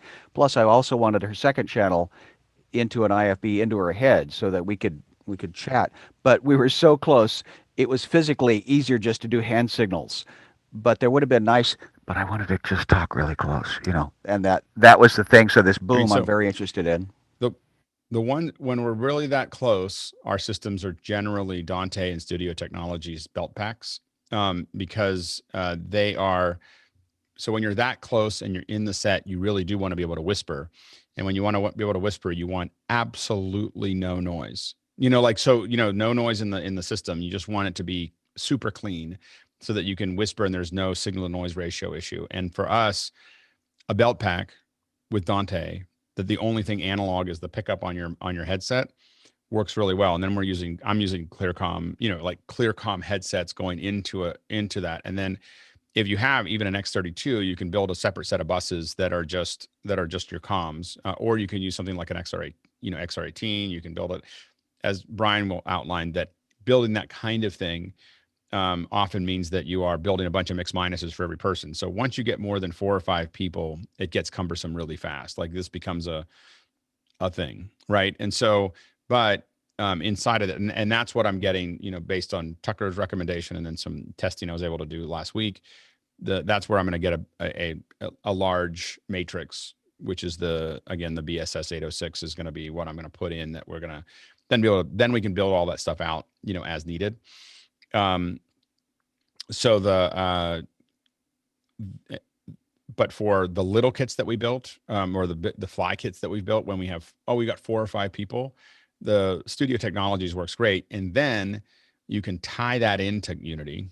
And so you can have using Unity Connect, you can, so when you have people offsite, you can bring them all in over Unity. That was exactly my next question. Yeah. But you want to have it when you're local. I wouldn't use Unity for 4 or 5 people in a room. I would, if I could afford it, I would use the Studio Tech boxes. And I will save you the trouble of, that Fenwick often says, buy once, cry once, or many people have. Mickey says that as well. Just buy the 4-channel. That phrase. It's most important. Just buy the 4-channel. It's more expensive, and you'll go, oh, it's more expensive. I'll just get the 2-channel. I only need 2. You never need just 2 channels. So you as soon as the problem with comms, by the way, is you will always expand to the capacity of your system. Like you will just, so you get a system with a ton of capacity, you'll just keep adding PLs and directs and everything else, because you suddenly realize there's this huge power to being able to just talk to whoever I want to talk to when I need to talk to them. And so you'll always expand to the capacity. You'll always be limited by that capacity. Go ahead, Doug. Yeah, everything you said, Alex. I mean, I'm living that world. Like we started off with 5 belt packs, 1 4-channel. Now I have 2 4-channels, and now we have 14 belt packs and a whole Unity. Right. You will grow, and I use it exactly how you're doing it. That local people use the belt packs, and remote people use Unity. There we go. Say that, and that's the solution that we're trying to work with Doug. Is I need people off site, but I have an intimate little crew as well. So and the nice thing about Dante also is the fact that it is embedded into your system. It might be even in the same mixer. The one thing I will always say when we say, if your comms are in the same mixer, great power comes great responsibility.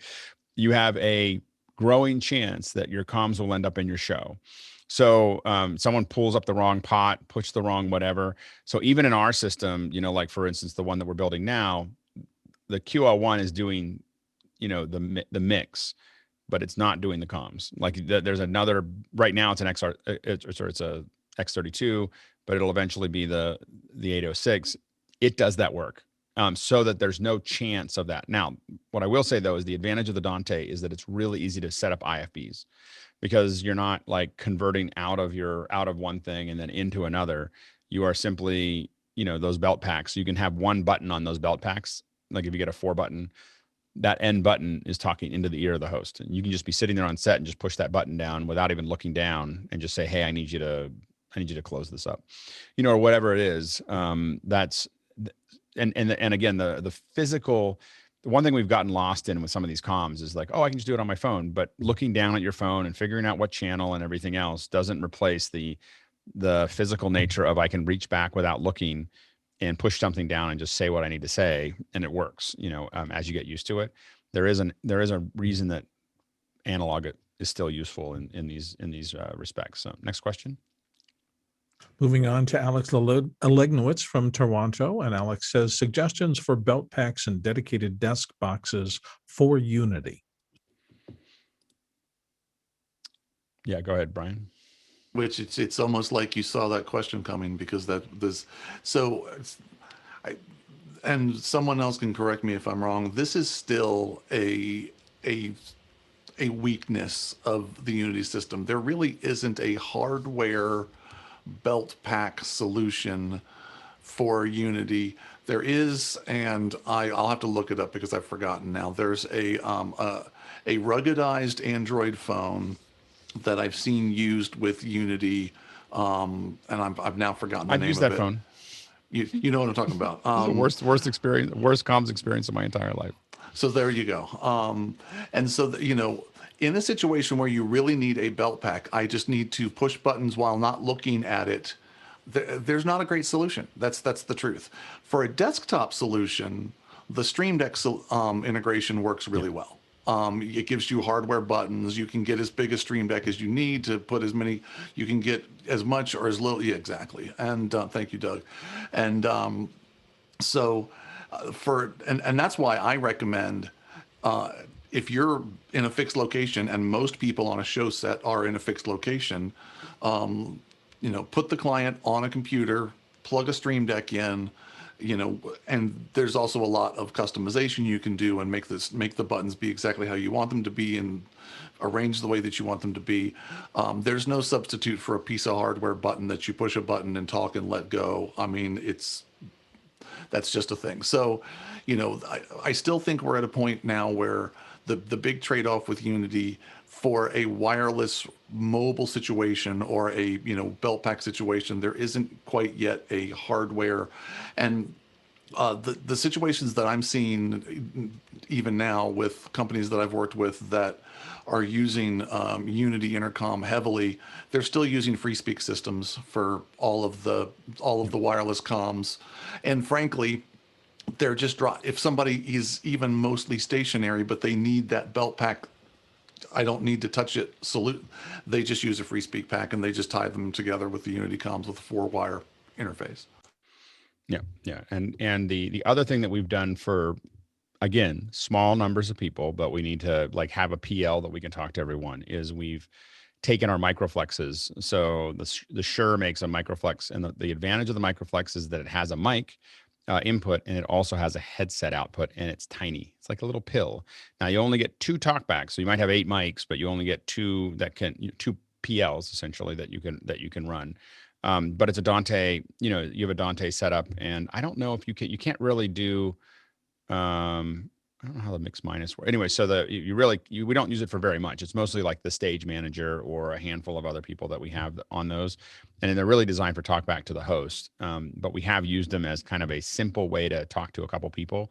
Less of them talking to us and more of us talking to them has worked really well. Because there's not a way to do a mix minus for every single one because you only get 2. So it's really more of an announce to everyone, which sometimes is all you need. But they can, in a pinch, talk back. We just have to know that it's coming. Next question. Well, Jan Landy wanted to follow up on that and got voted up with, in a professional environment, why would you use Unity over ClearCom, RTS, or is it Riedel or Riedel? Riedel. No, I don't know. Is it Riedel? I call it Riedel. Go ahead, Brand. It is Riedel. And expandability, cost, Unity is much easier to have remote people. So in this current situation where we have lots of remote operators, it's simpler. It's not that you can't do it with the other systems, but it's simpler with Unity to set up remote stations. You know, with Clearcom has Agent IC, which is a similar app-based thing that ties into their matrix systems or their LQ systems. But it only works on tablets. It only works on iPhones. It doesn't work on a desktop computer. There isn't a piece of hardware that you can push a button on. You know, it works great for a lot of things, but it falls short in some areas with Unity. It's pluses and minuses. I mean, there are advantages with the Unity for cost and expandability. There are advantages with the hardware solutions, flexibility. If you want to do something really weird, all three of those manufacturers, Clearcom, RTS, and Riedel, allow you to do logic circuits and push a button and it opens the door and turns on a light and cues a microphone to this person, and like very, very complicated things. Then you can do those things. But the cost is not insignificant. So that would be my best sum up. Go ahead, Chris. I love it. Not insignificant. You know, I think my answer to Jan would be that one of the nice things about Unity is nowadays it seems like everybody has access to a phone. And if you need to pull somebody into a production remotely, you can just, you know, it takes about, I would say it takes about 15 to 30 minutes, depending on the person you're talking to, but you can get them up and going. And most people have a headset laying around, and it's just a great way to add people remotely. Also, I just wanted to show this. This is a little setup that I made in Audio Hijack that allows me to manage the output from Zoom, the output from Unity, and the output from my Mac, adjust the volume on each and pan each of them, and then I run it out to my mix pre where I plug my headphones in. It's a great way to, you know, control what you're listening to. Yeah. Yeah. I mean, if I was doing a large event in a physical location, I would use Clearcom. I mean, that's my, I think overall I think that they came from behind, you know, they were bought by, you know, HME. And when they bought by HME, things changed pretty quick as far as the technological level of what they're capable of doing with money. You know, HME makes all the wireless headsets for McDonald's and Starbucks and other things like that. So suddenly came a bunch of tech and a bunch of money. And we saw Clearcom. We happened to get into Clearcom because we couldn't afford Riedel, and I didn't like RTS belt packs. Don't like the buttons. So anyway, which is remarkable in the production world. It's amazing how many people choose what they use based on they don't like the buttons. Like I don't like Riedel buttons. Like I don't like the one that Guy was just showing is fine. I haven't used that one, but the old Riedel buttons drive me crazy. Like I just never feel like I'm pushing down, and so I don't like using them, and so I don't like Riedel. You know, and I thought I'd never be that person, but I am. Riedel sounds great. It's very complicated to set up, in my opinion. You end up with if you don't have Chopper. A bunch of us know who Chopper is. But if you don't have Chopper, your Riedel system may or may not work, in my opinion. And so, but Chopper is most of the events we work on, he's there. And so, so Riedel is complicated. It's hard to set up. With Clearcom, it's relatively straightforward to set up. It's very expandable. We used to have an office manager that would reconfigure all the headset, all the belt packs and everything, and all the panels that were all over the world and everything else without any trouble at all. It just doesn't require the same level of expertise. And I feel like Clearcom is moving faster than everyone else from a hardware perspective. There is something to be said for, on a big production, having a big panel of 24 keys that you can just feel over and hit and have the stuff, and it's all programmed, and then tying that in with your free speak and tying it into the other things. And so I think that Clearcom from a hardware perspective is the leader, in my opinion. Like Riedel is seen as the leader, but the one that I would pick if I was doing it would be Riedel. I mean, it would be Clearcom. Said it again. Clearcom is the one that I'm the most happy with, and I've used it for a long time, but I've also been on tons and tons of shows with Riedel. The only time we see RTS is when there's a truck involved, because trucks they're in their own little world that lives in the past, you know. And so they're off in their own little, RTS is kind of like really, you're using RTS, and then you go, oh well, that's what the truck had, and you go, oh okay, I understand now. So anyway, I don't think RTS is, I know we'll never get them on the show now, but I just don't understand it. I don't like, anyway. So but the big thing when you get into these hardware solutions, like we worked with someone who had to connect a whole bunch of studios all over the world. it's fine, but now we have trunks between them. You can set up trunks between each one of these eclipses. So you can trunk all this data back and forth. So you drop an eclipse in a meridian, or whatever into every location, and then you trunk them together. And now you have this seamless hardware, low latency setup with hardware and software and everything else. And also I think that the Dante implementation, again, with it as one thing, I think that there's nothing like what ClearCom does to do that. I wouldn't use Unity Unity for me is a money thing. Like it's clearly like if I could have everything that I do be ClearCom, I probably would for comms. But the number of endpoints and the number of things that we need is why we use that. Go ahead, Courtney, and then Chris. Excuse my ignorance because I've been out of comms for many years, so I'm a little dinosaur there. But does anybody make a device that you could plug a wired headset like an RTS or ClearCom into that would have a battery and a Bluetooth receiver transmitter in it, so it would connect to your Unity phone app, and you could use the wired headset wirelessly anywhere with a wireless connection to your phone that could be in your pocket? JK Audio. JK. Go ahead, Brian. You're gonna. Yeah. They make a whole bunch of those. They just make JK Audio just specializes in making glue between weird things. They have a whole little you want to tie a phone into this, or you want to tie that into that, or you want a Bluetooth for your headset, or you want those kind of things. JK Audio is the one that does those. Again, out of Wisconsin, I think. There's a big Studio Technologies and Sound Devices and JK Audio. Go ahead, Chris. I was just going to say, your comment about RTS made me feel super old because back when I was doing it 25 years ago, when I was in trucks all the time. No, they were the ones. They were absolutely the ones. And if you worked in a truck and you had to deal with somebody using ClearCom, you're like, oh, look how cute. You're doing like a high school play. Yeah.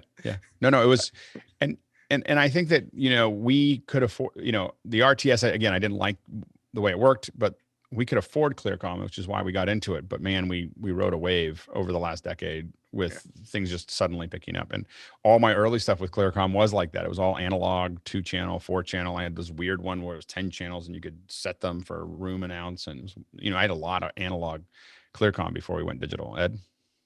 I mean, to your point with that RTS comment, even as recently as a couple months before the pandemic, I had to work with a BTR system. So talk about nightmares. But to Brian's earlier point, that remote use of Unity, to Jan's question, a colleague of mine often works on the New York City Marathon.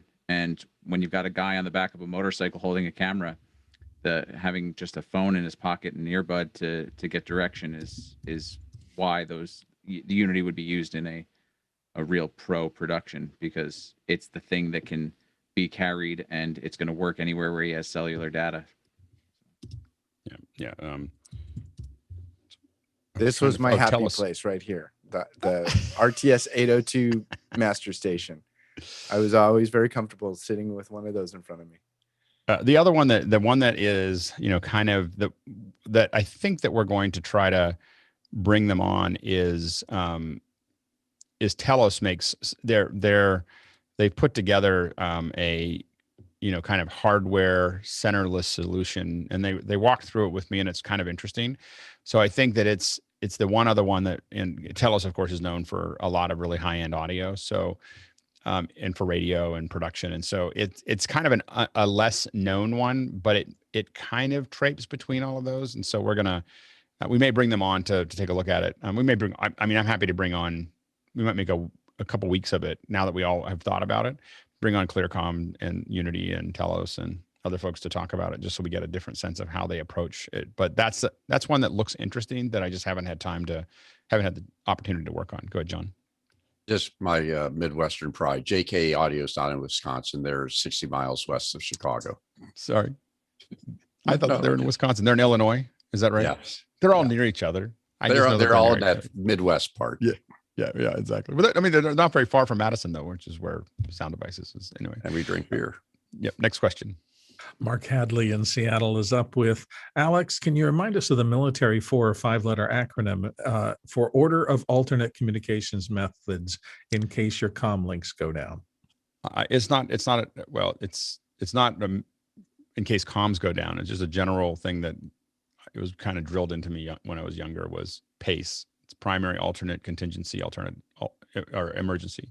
So you had 4 ways of doing everything. And so and you get conscious, like I used to have to do, I used to have to set things up, and I had to define PACE for every event that or not every event, everything that I did. Anyway, so so you had to define what those four outcomes would be. If this happens, if this happens, if this happens. And I do that a lot for shows. You do it enough and then you get used to it. And so I usually can tell you how, for me, it's streaming. It's how your primary, what is your primary fiber? What is your backup? What is your alternate is let's say your internet connection. What is your contingency, the satellite connection? What is your emergency, the cellular connection? And some version of that is that you know what they are. It's not just saying them, that you know what they are and they're tested. There was and they're treated like a primary, so that you can go to them if you actually needed them. That's what nothing's a backup unless it's true, unless it's designed to be the primary. Next question. Jason Panks, Nashville, Tennessee. Maybe it's Jason Panks in Nashville. Sorry, he is Nashville twice. I'd love a brief overview of how the WLM meters is set up to help us set levels. Ask that tomorrow in a general conversation. Since we're starting to run low on time, I think that we'll deal with that. But do bring that back up again. We're happy to discuss that. But it's not really a comms question for this one. Next question. Robert Laney of Las Vegas says, considering the usefulness and simplicity of Unity and its clarity, do you think Unity might be used on live show sites in the future as opposed to ClearCom and so forth? Go ahead, Brian. I would go with it's already being used. In the past, I've already done it on live shows instead of ClearCom, literally in the last month. So it has definitely become a very viable alternative to some of the traditional kind of big 3 companies. Yep. Ed? Yeah, I've used it on plenty of live shows pre-pandemic and even now during the pandemic. We're using it a lot as IFB for talent because they can just pull it up on their phone. But yeah, we're using it a lot. And some of the things, though, to be mindful of, as Alex mentioned earlier, if you're in a room, that latency thing can be, distracting if you can actually hear the person next to you and hear them in your comms. So that's one of those things. But yeah, it's absolutely being deployed on real shows. And if you have your own Unity server, I worked at a place where we interfaced it with our radios and our hardwire party lines from ClearCom across 4 theaters. So the expansion is great, and you can use it in conjunction with these things. No problem in a live show. Super reliable. Yep. Doug? Yeah, I use it all the time in live shows. And in fact, it saved us multiple times Sunday. One time, our panelist, it was a 2-up, and the panelist somehow, her Zoom client, her audio didn't work. So I was literally listening they were having a conversation and I was having to relay it through the comms. So the guy would say something, I'd say it through the comms. She would then respond because she could hear the comms, but just not Zoom directly. So comms saved it and it worked great. Roscoe? Do you have backup phones on standby in case somebody's battery goes dead, or how do you deal with that? Are you asking me? Well, the guys that just answered. Oh yeah, Doug. Yeah, I mean, every time I set up a Google Sheet with all the information and login things, I always have every panelist's phone number in case. I mean, that is like the PACE deal is that that in the emergency I'm going to call them. Yeah. I think that you're talking about battery, Roscoe. Yeah, just battery losses, because I mean, making sure everyone's phone is charged. You have one you can just hand them and say, "Here's your comms now." Well, if they're on site, we've had lots of we've used these with Unity a lot, little iPod touches, and then you can get batteries for them, and enclosures. A lot of our phones, we get those big batteries on the back of the phone so that it'll last all day. At that point, but reminding people to charge them is usually the challenge, because there's not a big charger you can just set it on. I mean, now there is with inducteds, but for a long time there wasn't that. Go ahead, Brian. Yeah, and so battery maintenance. I'm using the wrong word, but basically keeping track of all of it is as soon as you have a wireless device. So we were doing that with wireless comms before, where we just have to keep track of battery stuff. Like, it's just a thing you have to do.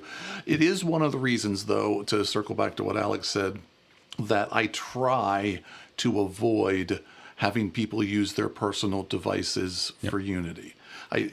Sometimes it is what it is, but because they get used for other things, because people are accustomed to, my phone lasts all day, I don't have to worry about it. And it's like, it's not going to last all day on comms, I guarantee you that.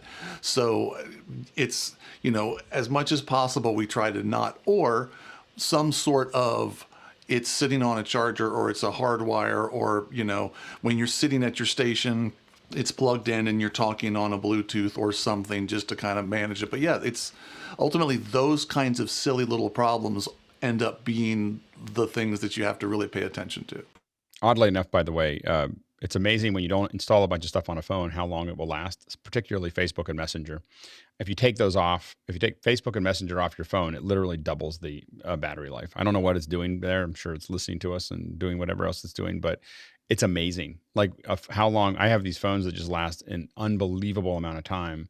And it's usually just because they only have what they need to have to be on Unity, and so they, when they only have those apps, they can really stretch out. It's specifically Facebook and Messenger, but also anything that's checking things in the background. Go ahead, Bill, and then John.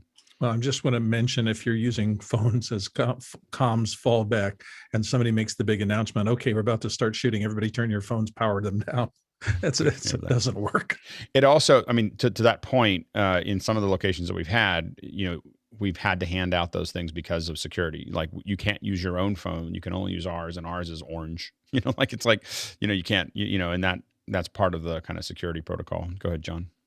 For Unity, I use my iPhone on an inductive charger, and then we've gone 10, 12 hours with that configuration, and then use the desktop client as backup. Yep. Next question. Bill Means of Hamilton didn't say whether it's Ohio or Ontario, Canada, or Hamilton, Canada. This may have been covered. What has the experience been like for those who are integrating Unity with an existing ClearComm system? Any pitfalls to note? Yeah, go ahead, Brian. Sorry, Ed could answer this question just as easily as I could, but it's a 4-wire interface. If you've done a 4-wire interface for intercom, you can also use 4-wire interface. You can also use Dante, right? So you can. Yeah, well, to be specific, 4-wire interfacing is just a term for I'm interfacing two things with just simple unidirectional line level signals. The path for that could be Dante. It could be a Motu analog interface to a computer. It could be, but getting any ClearComm system into 4-wire, there's ways to do all of that. And once it's in a 4-wire format, plugging it into a Unity system is also very straightforward. Go ahead, Ed. So besides 4-wire, when you only have a 2-wire system, we've been using the Studio Technologies, the 45 DCs, that'll take a XLR 2-wire comm, and it'll actually, if you loop out of it, it'll power some of your comm packs up to a certain amount. It's not going to, do a whole huge string. The caveat is that you have to, every time you add any packs to that string, or if you're tying into an existing system and you add anything, you have to null the system again, because it's taking that duplex audio that's and converting it into Dante send and receive for voice and ears. So that's a very important thing. If you start adding packs and packs and packs and you don't renull, then you're going to have a hard time understanding anybody. We've somehow gotten through 2 hours of discussing comms without talking about the hell that is nulling. So anyway, we'll go to. I think it's as we move along. Well, it's just that, Brian, do you want to explain nulling to folks? No, I don't. But I forgot we just haven't had it, because I haven't had analog packs for so long that I haven't had to think about nulling for a long time. Yeah. So the very, very basic thing to understand is that the way 2-wire, we refer to 2-wire intercom, the way that it works. All of your audio is traveling in one audio path. And so in order to put signal on to that path without it echoing back to you. You have to have some sort of echo cancellation scheme, which back in the day we called it nulling. Now we call it echo cancellation because we're on Zoom, but it's essentially the same concept. And so you are electronically canceling out the signal, so I can introduce the signal onto that while listening to the same thing, and it's not going to feed back to me. Because it's done electronically, the impedance and capacitance of the cable will change the settings for the nulling. It's a pain in the butt, is what it is. It's the bane of our existence. The device that Ed referred to, thankfully, has an auto null button, which was a gift from God when it came. But yeah, as he said, with a 2-wire system, then every time you add a pack or lengthen a wire or change something, you've changed the electrical characteristics of the system and you have to null it again. And right when you get it all perfect, then somebody that you didn't know decides they needed more wire on their belt pack and they add a 50-footer, and then somebody starts saying that they've got an echo, and back we go again. So that's why thanks for bringing up that painful subject. Yeah, go ahead, Ed. It's the same thing too if you interface a 2-wire system with a free speak. So it's not just if we're going to do it with Unity, it's any time that we're going to integrate these things where it's expecting 4-wire or it's using different paths for the microphone audio and the ears audio. And yeah, it is a major pain. That theater I work at has old RA100 belt packs, which anyone who knows ClearComm knows that those packs are probably twice my age. Yeah, or at least my age. Sorry. And sometimes, you're definitely going to run into older systems that have analog, but I got to tell you, find a way to invest in something that's not analog. There is so much of our time that was just dealing with the analog, what cables it went past and what it went into and adding things to it. When we started moving to digital and then you start working with teams that had Helix and had other things, like you get used to Ethernet. It's just really nice. All right, next question.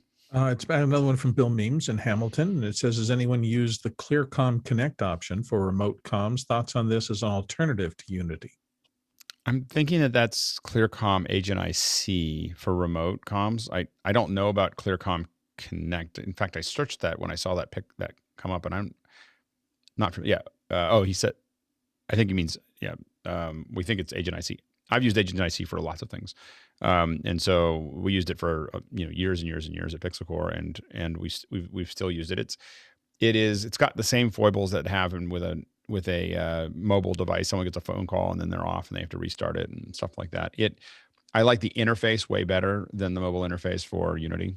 In fact, the number one reason that I've been so slow to Unity was specifically that I just absolutely hate the mobile interface. Like I just if you came from Agent IC where I can open up an iPad and I've got 24 keys, and those keys can be 12 PLs and as many directs as I want, and it makes sense, and it's in a graph, and it's on the weird little circle. So what's kept me away from Unity was specifically the mobile interface. What will have me using it more is specifically the Streamdeck, and a computer that's designed for it. But I won't use the mobile interface on Unity unless I have to, just because I think it's dorky. But I think that the ClearComm one makes way more sense, especially when you put it on an iPad. Putting it on an iPad with 24 keys is just magical. Like, it's my preferred way of interacting with comms. Go ahead, Brian. And we keep circling back to this, but just for folks that don't know, I keep sort of like making very subtle comments about cost, but all of the old school ClearComm, Riedel, RTS comm solutions are two orders of magnitude often more expensive, like literally 100 times more expensive. And so you start to then say, well, I can maybe make some adjustments around some things. I would love to drive a Maserati, but I still drive an old Dodge van. So anyway, it's a choice, because they still get me to where I need to go. I just not in the same level of style. Next question. Dave Chalmers is back from Glasgow, Scotland, and asks, what is the lowest cost tablet or PC solution for wired Unity comms on Ethernet with a wired headset?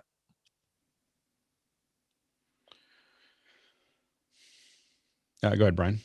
I mean, I'm not going to quote a chapter and verse of a model, but basically any Android tablet with a headphone jack and a $20 gaming headset gets you there. You probably like the Samsungs that we use to control our Zoom rooms would probably do it at $100. Absolutely. The client's very lightweight. You don't need anything super powerful. You know, I frankly, a good headset with 2 ears and a decent boom that you could, like I said, a $20 gaming headset would probably work just fine. And ask that question on one of the general aspects on Friday, because I'm going to be using the B-Link by Courtney for the next show. We're going to give it a shot. And Brian, to confirm, when you say boom, you just mean a microphone that's coming down and around near your mouth, not coming in really hot. Coming in really hot, Sky. Sorry. Next question. We're running out of time. Rick Backos of South Bend, Indiana has, could you use a Streamdeck to replace one of the RTS style button panels in one of the software comm solutions using Discord? I don't know. Discord's going to limit you to like APL. Like, I mean, you could definitely use it as a back channel, but it's not going to be real comms. It's kind of like a IP version of a phone call. Next question. We're going to run out of time. Jan Landy of Las Vegas is back in with, how reliable is Unity? What happens if the cell service goes down? What's their backup plan? And how do you troubleshoot when you lose a connection to an endpoint? Yeah, go ahead, Brian. So when I'm doing Unity with remote folks, especially if they're moving around, I actually prefer them to use cell phone connection, prefer them to use an LTE connection, because it's as reliable as your cell phone is, which, let's face it, you usually have service, I mean, pretty much all the time. You know, it's possible for Verizon to lose their entire signal, but unlikely. You know, that being said, everything has the potential for failure. So yeah, go ahead, Ed. What do you think? I agree. Yeah, no, same thing. I use it in Wi-Fi situations, but have LTE. You know, if the Wi-Fi is stable, and if people are going to be moving around, there's just a setting to be aware of that it'll auto reconnect to, and it'll be able to switch between Wi-Fi or LTE if you have those things enabled on your device. And there's also a beeping that will let you know when you've disconnected, that I promptly turn off all of the time, because if you're walking around in a mesh network or something, or in a facility with multiple WAPs, you don't want to hear every time you connect to a different WAP. So, yeah, and generally, again, if people are seated doing a production, I want them on something wired, and I want them on, if they're on Unity, I want them on a wired computer with a Streamdeck. If they're on or a belt pack, if they only need a couple PLs, I want to put them on Dante with a belt pack. I want them to have, I don't want them to be dealing with wireless. Like, we've had a couple clients that have given us this, and they have, you know, they want us to use like a cell phone, you know, or a iPod Touch or whatever.